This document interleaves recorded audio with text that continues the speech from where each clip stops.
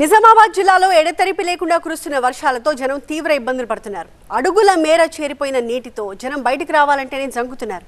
ముఖ్యంగా స్కూళ్లలో అయితే నీరు చేరిపోవడంతో పిల్లలు నరకం చూస్తున్నారు. వంటగదుల్లోనూ క్లాస్ రూమ్స్లోనూ చిన్న చిన్న పురుగులు పాములు చేరడంతో స్కూల్కి వెళ్లాలంటేనే విద్యార్థులు భయపడుతున్నారు.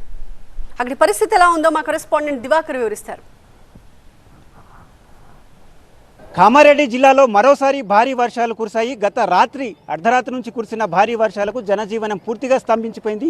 కామారెడ్డి పట్టణంలోని మనం జిల్లా పరిషత్ ప్రధాన పాఠశాల వద్ద ఉన్నాం, గాంధీ గంజ్ ఏరియాలో. ఇక్కడ ఉన్నటువంటి స్కూల్ మొత్తం జల దిగ్బంధంలోకి వెళ్ళిపోయింది. పాఠశాలకు వచ్చేటువంటి విద్యార్థులు అవస్థలను ఎదుర్కొంటున్నటువంటి పరిస్థితి. వీళ్ళు క్లాస్ రూమ్లకు వెళ్లేందుకు ఈ నీటిని దాటి వెళ్లాల్సినటువంటి పరిస్థితి. అడుగు మేరకు ఆ నీరు వచ్చి చెందింది. కామారెడ్డి పట్టణంలో అత్యధికంగా 182 మిల్లీమీటర్ల వర్షపాతం నమోదైనట్లు అధికారులు వెల్లడించడం జరిగింది. అటు ప్రాజెక్టులు నిండుకుండలా మారాయి.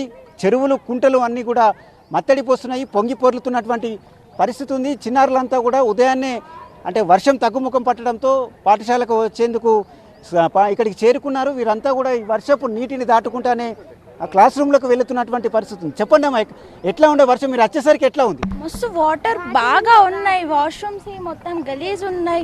మాకు చాలా ఇబ్బంది అవుతుంది. ఇట్లా ఉంటే మాకు రావడానికి పోవడానికి బాగా ఇబ్బంది అవుతుంది. కొంచెం క్లాస్ రూమ్ లో కూడా నీళ్ళు వచ్చినాయమ్మా? ఎట్లా వస్తున్నాయి సార్, మొత్తం ఇదండి గూలిపోయేటట్టున్నాయి సార్ క్లాసెస్.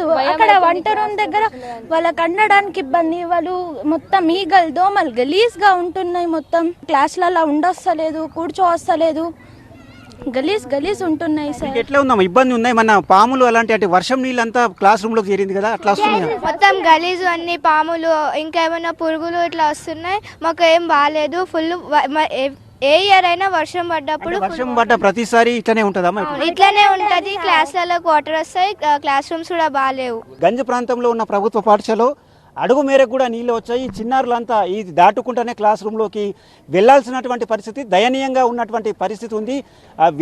పాములు కూడా తరగతి గదుల్లోకి వస్తున్నాయని చెప్పి వాపోతున్నారు. ప్రతిసారి భారీ వర్షాలు కురిసినప్పుడల్లా ఇదే పరిస్థితి ఎదురవుతుంది. గత ఏడు మనం చూసాం కామారెడ్డి జిల్లాను భారీ వర్షాలు మొత్తం అతలాకుతలంగా చేశాయి. నేను చదువుకున్న స్కూల్ సార్, గత 50 నుంచి 60 సంవత్సరాలు చూసినా ఎక్కడ వేసే గొంగలు అలాగే ఉన్నాయి సార్. అక్కడ చూసినట్టయితే మొత్తము శిథిలావస్థలో ఉన్న మొత్తం రూములు సార్. ఎటువంటి వసతులు లేవు. మరి ప్రతి సంవత్సరం కూడా వర్షాలు పడ్డాయంటే ఇక్కడ ఈగలు దోమలు చిన్న పాములు మన క్లాసులో రావడము, ఈగలు అసౌకర్యంగా ఉంటున్నాయి.